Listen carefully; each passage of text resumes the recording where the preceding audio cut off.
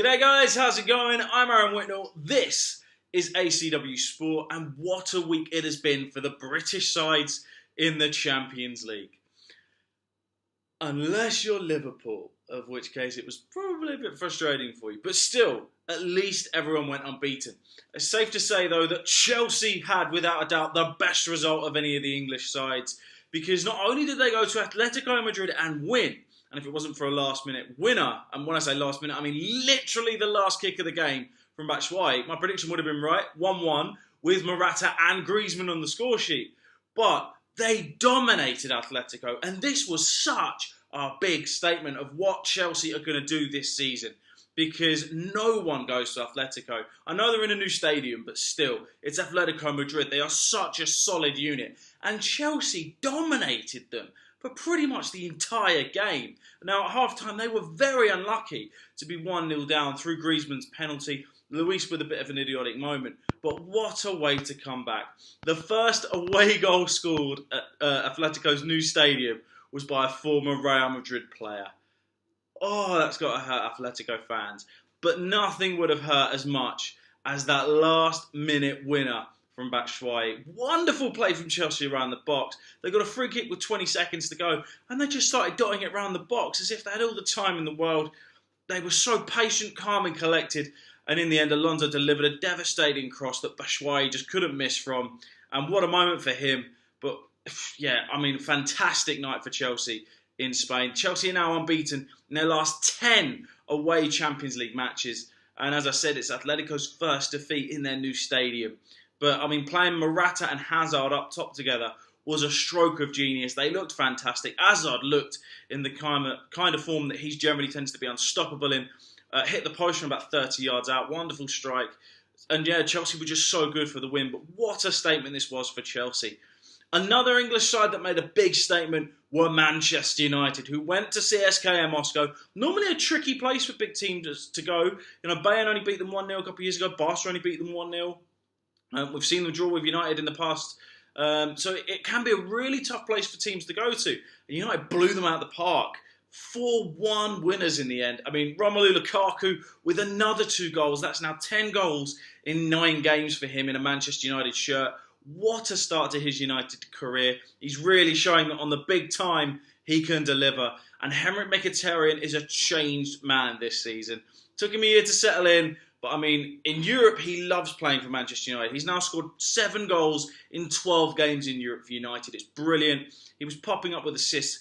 Anthony Martial looks like he's back in the form that should have the whole of Europe terrified because, I mean, especially when we're going into a World Cup with him and Mbappe, you know, such young, talented Frenchmen in such devastating form. France are going to have a cracking opportunity at the World Cup to get some silverware, or goldware, I suppose, because obviously the World Cup being gold, but still, United looked so dominant, and they kind of showed Liverpool what result they should be getting in Moscow. Now, don't get me wrong, I know United are going to have harder tests than Moscow away, but this was a big, big away performance for United. They're a different animal this season under Jose. They know how to win games, especially when you consider that a few injuries as well. But yeah, great result in Moscow for Manchester United. Another English side with a great result with Tottenham away from home. Now, look, on paper, you're going to expect Apoel Nicosia to be an easy away win. Tottenham made a bit of hard work from it though. Lloris almost gave away a very easy goal with coming out, not kicking the ball properly, struck it against the striker, and it almost ended up going in. So Tottenham were making hard work of it. But that man, Harry Kane, came back to the rescue for Spurs. 3 goals, a hat-trick, the perfect hat-trick as well. Left foot, right foot header, bang, 3 points for Spurs. And going into that Real Madrid game, they are going to be full of confidence, especially when you consider that after 2 games, they're 6 points ahead of Dortmund. What a boost that is. So yeah, exciting start to the group stage for Tottenham. Manchester City, this was a game that I actually attended at the Etihad against Shakhtar Donetsk. This game was much tougher than I think City thought it was going to be. For me, Shakhtar actually dominated the first half. They were actually very, very good. It took City a long time to get going. It wasn't a typical, blow them away kind of performance. They were quite wasteful with their chances when they did create them. As I said, Shakhtar really put some pressure on them. For me, Tyson for Shakhtar was the best player on the pitch, especially in the first half. He was brilliant. Some fantastic runs. But in the end, City's class was just too much. Kevin De Bruyne with his first goal of the season and a wonderful strike from 30 yards. It's weird that he doesn't shoot more, really. He got in quite a few shooting positions in the game, and it was almost seemed like they were trying to be Arsenal. You needed to pass it into the back of the net. Raheem Sterling also on the score sheet for City in the dying embers of the game to make it comfortable. But, they should have already been 2-0 up. Sergio Aguero actually missing a penalty. If he had scored, he would have recalled City's all-time leading goal scorer record. But I'm sure that day will come again. But, yeah, it was a sterner test for City than I think they gave Shakhtar credit before the game. But, fair play to City for coming through it. I think that all the English teams that I've mentioned so far are going to qualify. It was a frustrating night for Liverpool. Again, Liverpool should be top of this group. They dominated Sevilla, they've dominated Spartak, but they only have 2 points. Don't get me wrong, I also think Liverpool will go through from the group stage, but they need to take their chances because they're just being so wasteful in attack. But even before that, they need to do better, goalkeeper-wise and also defensive-wise, because Klukas, he really made a clanger with the free kick. Don't get me wrong, it was a good struck and it was a well struck free kick, but it was kind of straight at him, and you would expect him to save that. And when you look at the fact United have got De Gea, Ederson for City looks solid. Chelsea, they've obviously got Courtois. Liverpool need to get a top goalkeeper, either in the January transfer window or the summer transfer window. But it makes you wonder, with the defence they've got and also the goalkeepers they've got, are they going to make it that far when they seem so leaky and kind of they make so many errors at the back in a way? It's going to be a real tough one. But still, I expect them to go through. They've got Maribor in the next 2 games. I'm expecting back-to-back wins for that. Finally, and this was the prediction I was happiest about, what a night for Celtic, because this was the game for me that would define how they would do in Europe this season. Forget the PSGs and the Bayerns. You get a result out of those two. It's all right. It's a one-off, wonderful night for you guys. But Anderlecht, these are the games that you guys should be winning, and you did in style. Celtic went to Belgium, beat Anderlecht in fashion, 3-0. It's Celtic's first ever away clean sheet in the Champions League and the biggest ever away win. And this puts them in really good stead to get that Europa League spot. And I hope if Celtic drop down into the Europa League, that they really go for it and try and win it as well. Because again, it's another European Cup. It's something you should be proud of. It can really boost your confidence. Look at what it's done for Manchester United. Part of the reason they're so confident is because they won trophies last season. So it could be very, very important. Looking on to some of the other games that didn't involve British teams, the 2 big ones for me that stood out, firstly, were PSG versus Bayern. And wow, PSG blew Bayern away in Paris. Neymar, Mbappe, Cavani tore them apart. Mbappe especially. I mean, for 18 years old, it's ridiculous what he's doing. He's showing such maturity. And you can see why people say he's going to be the next wonder kid on the scene. But or the next superstar, sorry. He already is a wonder kid. But you know what I mean. But yeah, Bayern, big problems for there. This was a big statement from PSG. To tear someone like Bayern apart the way they did. Massive result. Will be interesting to see what happens when they face them at the Allianz in a few weeks' time, though. But yeah, what a big home result for PSG. The other big game was Dortmund versus Real Madrid. And Real Madrid are back to winning ways after what's been a difficult fair few weeks for them now. Obviously struggling in La Liga, sitting 6th at the moment, fair few points behind Barcelona. But yeah, great result for them. I mean, the first goal from Bale was a wonderful volley with the inside of his foot. Placed it perfectly into the top corner, took it first time as well.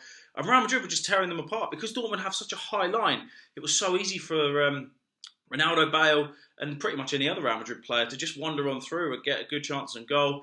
But that night was all about Cristiano Ronaldo because he played his 400th game for Real Madrid, his 150th European game, and in that time he's now scored 411 goals for Real Madrid with 125 assists. As we always say, him and Messi, for me, the best players ever. And his record shows why. Absolutely phenomenal. Wonderful. And to see Real Madrid get that result, maybe it can really push them forward now. Maybe this is where their season truly begins, because a massive result against a big, very impressive Dortmund team who are doing very, very well in the Bundesliga.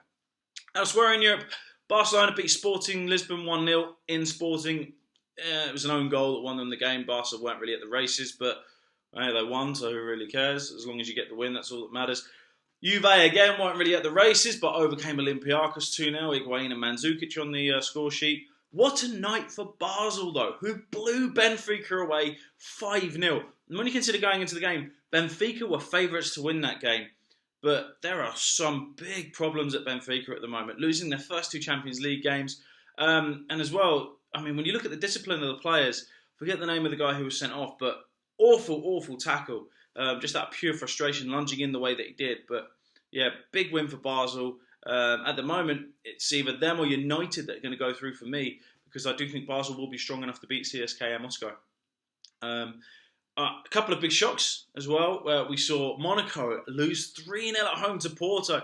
Porto bouncing back from their home defeat to Besiktas, but in some style as well. No one saw this result coming, but credit to Porto for bouncing back in the style that they have. Monaco, big shock. Going to have to see how they bounce back. But I think an even bigger shock was Besiktas beating Leipzig. And Besiktas are the surprise package of the Champions League so far this season, with 2 wins under their belt. Quaresma looks in red-hot form. Ryan Babel looks in red-hot form. And Besiktas are doing very, very well. And I'll tell you what, with that home atmosphere, it's going to be a big problem for anyone who gets them in the knockout phase, should they get there. But fantastic start to life in the group stage for Besiktas in that group. And then finally, we saw Karabakh versus Roma. And this was a really significant game because it was the first ever Champions League game hosted in Azerbaijan and the first Champions League game that an Azerbaijan team has played in. And after 15 minutes, you really did fear for Karabakh because Roma were 2-0 up. Dzeko, well, I think it's like his 6th goal already this season. He's in really, really good form. But credit to Karabakh after that. I think it's also down to Roma getting a bit sloppy, but they really came back into it, scored a goal, got the fans on their feet cheering. What a memory for them. And yeah, I think Karabakh are just going to have to enjoy it while they can. But yeah, great night in Azerbaijan for them when you consider all the difficulties going on in that part of the world. And that was pretty much all the major news from match day 2 of the 2017-2018 Champions League season. What were the big talking points for you? Let me know how, out of all the British teams, you think are going to go furthest. What did you think of that PSG Bayern game? Do you think that's a real statement of intent? Or, like last year when PSG beat Barca, do you think it's just, all right, good home result, but they may struggle away from home later on in the tournament? Please comment below, let me know. As always, I'm Aaron Whitnall. I will see you guys again tomorrow with my Premier League predictions for this coming weekend. And yeah, I hope you guys are having a great week. Please don't forget to subscribe, and I will see you guys again soon.